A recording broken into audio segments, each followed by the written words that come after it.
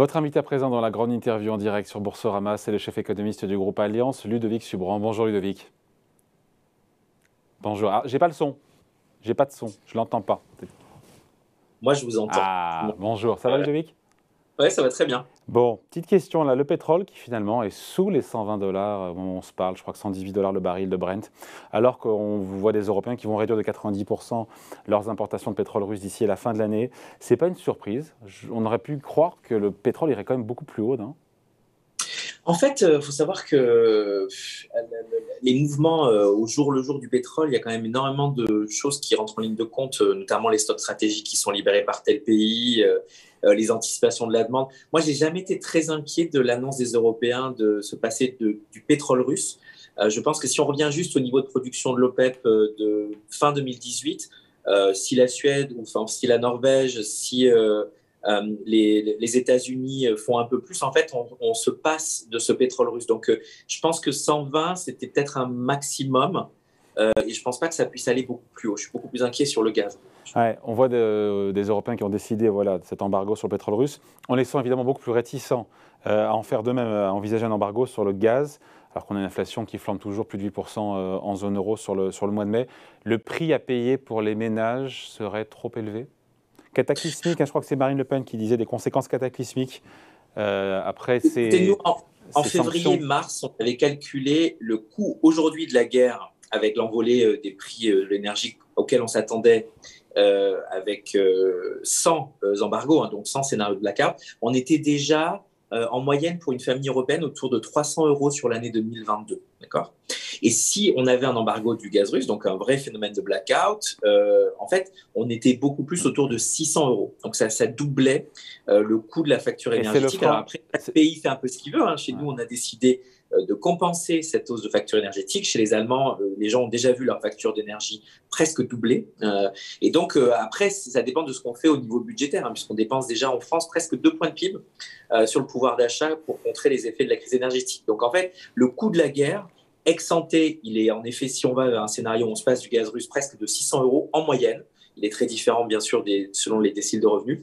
Et ensuite, selon ce que fait le gouvernement pour aider ou pas les prix à la pompe, les prix de la cuve de fioul, les prix du gaz et de manière générale, les prix de Ouais. l'électricité. On a les moyens, Ludovic, en France, le gouvernement français a les moyens de subventionner durablement l'énergie. Encore une fois, quand on voit déjà l'état de nos déficits publics au global, autour de 5-6%, notamment la part structurelle. Moi, je pense qu'on en a les moyens si on le fait de façon coût efficace. C'est-à-dire que si on cible les aides vers ceux qui en ont le plus besoin. En revanche, si on continue de faire ce qu'on fait, c'est-à-dire faire des subventions pour tous, je pense que ce n'est pas soutenable pour les finances publiques, puisque ça rajouterait presque 3 points de dette, voire 4 points de dette dès 2023. Et donc, on aurait des trajectoires de dette avec des trajectoires de croissance qui ne sont pas très bonnes, qui sont très divergentes entre les pays de la zone euro, et ça créerait de nouveau des questions autour de tel pays, est-ce qu'il est responsable sur ses finances publiques, tel autre pays, dans un environnement de taux qui a changé, bien sûr, depuis le début de l'année. Donc moi, je pense que c'est possible. En France, on a énormément de filets sociaux, les minima, les allocations vieillesse, adultes handicapés. On a énormément de transferts sociaux qu'on pourrait augmenter. Et on sait que c'est déjà ciblé sur les plus précaires. En revanche, je pense qu'il faut arrêter de faire des bêtises comme le plafonnement des prix de l'énergie, comme des chèques à 38 millions de Français, alors qu'on sait que certains peuvent se permettre de payer un peu plus leur facture énergétique. Donc c'est un vrai choix d'efficacité de la subvention d'une façon ciblée, plutôt que de rester sur des choses enfin pour tous. On parlait juste avant de cette possible récession en France. On a déjà un premier trimestre en décroissance. Si un embargo européen est décidé sur le gaz russe, c'est la récession assurée en Europe? Oui, c'est la récession. D'ailleurs, je vous assure que dans tous les modèles, les gens qui vous disent avec précision combien on va avoir, nous, on s'est prêté à l'exercice. En fait, on ne sait pas, parce que même en temps de guerre, l'énergie continue d'affluer. Donc, en fait, un moment où on a vraiment un choc d'approvisionnement énergétique, dans l'histoire récente, le seul moment qu'on connaît, c'est Fukushima, où on a eu vraiment presque en fait, 27% de rupture d'approvisionnement énergétique. Et du coup, on a vu que pour 10% de baisse d'approvisionnement énergétique, on a à peu près une récession de l'ordre de 1 à 1,5 points. donc une contraction de croissance, et on a 2 points de plus d'inflation. C'est le seul truc qu'on connaît vraiment, et ça n'a rien à voir, bien sûr, avec la guerre en Ukraine. Donc, nous, si on prend cette élasticité-là, oui, on serait en récession. Encore une fois, récession au sens de, on aurait des trimestres de croissance négative, mais j'entendais votre invité juste avant qui parlait de l'acquis de croissance. Malheureusement, en fait, l'acquis de croissance, ça marche pas comme il l'a expliqué. C'est-à-dire que c'est glissant sur l'année. Et donc, en fait, ça s'arrête pas à l'année calendaire, puisque c'est des questions de croissance par rapport à l'année d'avant. Donc, en fait, on pourrait très bien terminer. Il a raison de dire, pardon, dans son explication, il dit, mais moi, je regarde la croissance en 2022, le premier trimestre, le deuxième, le troisième, le quatrième. Et là, voilà, je ne regarde pas ce qui s'est passé avant. Il y a des niveaux derrière. En fait, il faut juste il faut regarder le calcul avec plaisir pour vous montrer ça. Ça fait partie des subtilités de mon ancienne maison lycée. Il se trouve que c'est juste, le PIB, c'est un indice, et puis on regarde les taux de croissance d'un indice, et en fait, on peut très bien avoir 0 pendant toute l'année 2022, ou moins 0,1, moins 0,2, et finir l'année avec une croissance du PIB positive quand on compare le PIB sur l'année totale. Si jamais la fin de l'année précédente était bonne, c'est ça? Ben, bien sûr, c'est un peu ça. Donc, pour le commun des mortels, ça n'a rien d'évident. C'est juste un compromis statistique, et donc il faut juste comprendre ça. Ce qui compte dans le quotidien des Français, c'est ce qu'on appelle le momentum de croissance. C'est-à-dire, est-ce qu'aujourd'hui, on est dans un… Et là, le momentum, il n'est pas bon.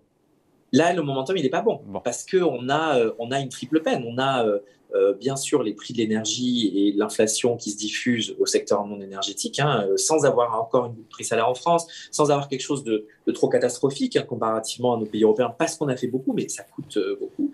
Il y a bien sûr la confiance, et on est un peu dans un moment où on va regarder ce qui se passe sur les décisions d'investissement, sur les consommations de biens semi-durables, et les chiffres ne sont pas très bons. Et puis, on a eu sur la production, on a eu ces approvisionnements en berne à cause de la stratégie zéro Covid de la Chine, qui risque de durer jusqu'au 3e trimestre. Donc, c'est vrai que le risque d'avoir un 2e trimestre négatif est très présent. Et donc, tout va dépendre en effet de style soldat-consommation sauve un petit peu la donne. Aujourd'hui, dans les services, par exemple, on a plutôt des bonnes nouvelles. On a aussi des bonnes nouvelles sur le terrain de l'emploi. On peut éviter 2 trimestres consécutifs de croissance négative, et certainement, on peut éviter une récession sur l'ensemble de l'année. En revanche, c'est vrai qu'on est dans très peu de croissance et pas mal d'inflation. Et donc, vous imaginez bien que ça change complètement les décisions de politique publique, la perception par les ménages, les entreprises de l'environnement des affaires, et que c'est là-dessus qu'il faut lutter. Il faut récupérer de la croissance dans un environnement où les vents sont contraires. Ouais. Et sur les prix de l'énergie, justement, est-ce que, si on prend un peu de hauteur et qu'on regarde devant nous, est-ce que les prix de l'énergie vont rester durablement élevés? Est-ce que c'est maintenant le scénario le plus probable? De façon pérenne, on va devoir payer notre gaz, notre électricité, notre essence plus cher? Ce qui est sûr, c'est qu'on a vu en 2022, donc en février, en mars, je pense qu'on a vu ce qu'on aurait payé comme choc du changement climatique à horizon 2030-2040. C'est-à-dire qu'on a eu une montée en charge très rapide de ce qui est le vrai prix de la décarbonation de l'économie. Après, moi, je ne pense pas que le niveau auquel on va rester, ça va être 120. Je pense que ce qui est sûr, c'est qu'on va être assez durablement au-dessus de 90, avec de la volatilité autour de ça. 90, ce n'est pas très bon pour un pays… On parle du baril de pétrole, là. Du baril de pétrole. Ouais. Je pense que c'est pas très bon. On a connu des moments à 20 ou à 0 où on aimait bien être à 80. C'était un peu le sweet spot 80. Donc 90, c'est un peu plus élevé. Je pense qu'il faut regarder vraiment sur la moyenne annuelle. Vous avez vu déjà la détente des prix entre février et maintenant. Après, ça remonte. Dès qu'on annonce qu'on va arrêter, on n'est pas très malin en Europe parce qu'on annonce avant de le faire. Donc on a tous les mécanismes de marché qui se mettent en branle, alors qu'on pourrait éviter de faire ça en le faisant sans le dire. Ça serait plus malin. Mais bon, passons. Donc on va avoir de la volatilité autour de ces prix-là. Et moi, je pense, dans nos prévisions, par exemple, on a plutôt un scénario du baril autour de 90 cette année, et même en dessous de 90, plutôt autour de 85 l'année prochaine. Donc l'inflation devrait affluer à vous écouter. Oui. Moi, si vous voulez, je ne vois pas pourquoi, juste mécaniquement, pareil, comment est calculée l'inflation. Je pense qu'on aura une contribution négative de l'inflation énergétique à l'inflation d'ici la fin de l'année. Et donc, et puis en plus, si on met une petite décélération… Il n'y a pas que l'énergie aussi. Il y a l'alimentation, il y a les biens, il y a les services. Au global, pour vous, on est au pic d'inflation. On a ces chiffres qui continuent d'accélérer, encore une fois, en zone euro, au-delà de ce qu'avaient anticipé les économistes sur le mois de mai, la France, la zone euro. On est au pic, ça va redescendre, ou on est peut-être parti pour être sur un plateau haut? Moi, je pense que là, aujourd'hui, on est plutôt sur un plateau haut jusqu'à l'été.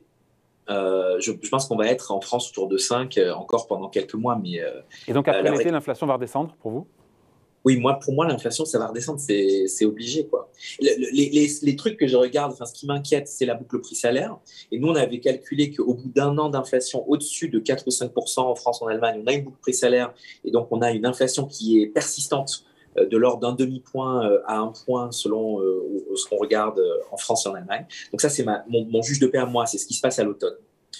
En même temps, voilà, ça c'est pour le scénario, ou du moins ce qui se passe sur l'économie réelle. Sur les marchés, je ne crois pas du tout à un décrochage des anticipations d'inflation. Je pense que plutôt elles sont plutôt rassurantes. Donc, il n'y a pas cette idée de persistance de l'inflation. Et donc, en vrai, ce qui va se passer, c'est qu'est-ce qui fait baisser l'inflation? Est-ce que on attend mécaniquement que les choses un petit peu extraordinaires se calment, se stabilisent? Ils n'ont même pas besoin de se calmer. On peut toujours avoir malheureusement une crise en Ukraine et avoir une baisse de l'inflation parce que les prix se stabilisent à 100 ou à 110 au lieu d'être à 120, et donc ça crée un effet négatif en effet de base. Ou est-ce qu'en effet les politiques publiques, de façon très active, décident de faire baisser les prix? Ça peut être en baissant les barrières douanières, si on a des barrières douanières, c'est le cas des États-Unis. Ça peut être en faisant des mesures de plafonnement de prix qui sont très coûteuses mais qui marchent assez bien pour contenir l'inflation dans une période de crise. Et c'est surtout à la Banque centrale de faire en ce moment un peu le gros du boulot. C'est-à-dire, toute la difficulté aujourd'hui, c'est de monter un petit peu les taux d'intérêt, d'arrêter les soutiens en liquidité sans casser la croissance. Et ça, pour la zone euro, moi je trouve que c'est très compliqué parce qu'il n'y a pas de surchauffe aujourd'hui en zone euro. Et donc, le gros de l'inflation, c'est des chocs négatifs d'offres. Et puis, troisième chose aussi, il y a quand même plutôt des petites bonnes nouvelles du côté de la Chine. C'est-à-dire que les confinements sont en train de s'arrêter.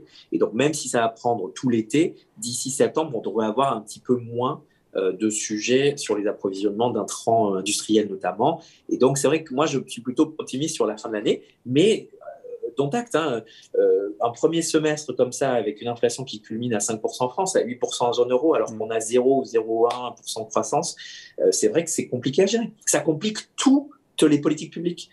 Parce qu'on a un changement de régime sur l'endettement de l'État, le service de la dette, le coût de la dette, on a d'autres politiques publiques qui sont plus difficiles à mettre en œuvre. Et donc, c'est vrai que c'est un moment un peu difficile à passer.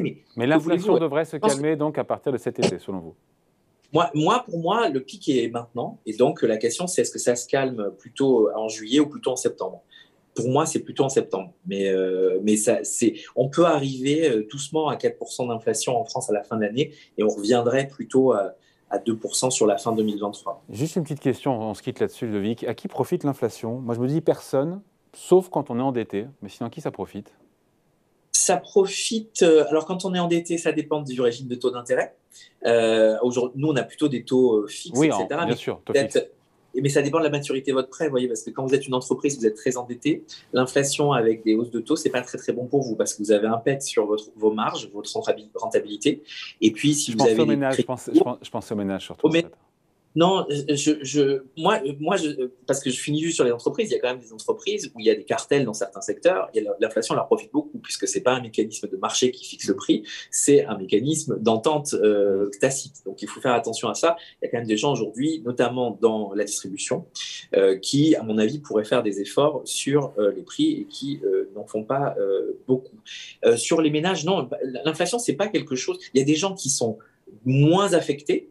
Si vous avez de l'épargne, si vous avez du pouvoir d'achat, si vous avez des revenus financiers qui vous permettent de vous protéger de l'inflation, donc on pense à l'immobilier, on pense aujourd'hui au marché des matières premières, il y a pas mal de façons de protéger un peu l'épargne, éviter qu'elle dorme sur les comptes en banque et donc de perdre l'inflation. Mais ça, on parle des gens qui peuvent se le permettre. Pour la grande majorité des gens, l'inflation, c'est pas très très bon. L'inflation, c'est pas très très bon. Après, tout dépend aussi sur les salaires. Si, avec un peu d'inflation, vous arrivez à négocier vos salaires. Ça dépend de votre productivité, ça dépend du secteur dans lequel vous êtes. Donc, c'est pas tout le monde perdant. Mais c'est vrai qu'à ces niveaux-là, comme ça a été très rapide et assez élevé pour la France, 5%, il y a beaucoup plus de perdants que de gagnants. Donc, c'est vrai que c'est une vraie taxe sur les classes moyennes. Et donc, c'est pour ça qu'il faut lutter contre cette inflation pour éviter qu'elle ne s'installe. Allez, merci beaucoup. Merci d'avoir été avec nous. Ludovic Subran, donc le chef économiste du groupe Allianz, invité de la grande interview en direct sur Boursorama. Merci. Merci. Salut, bye.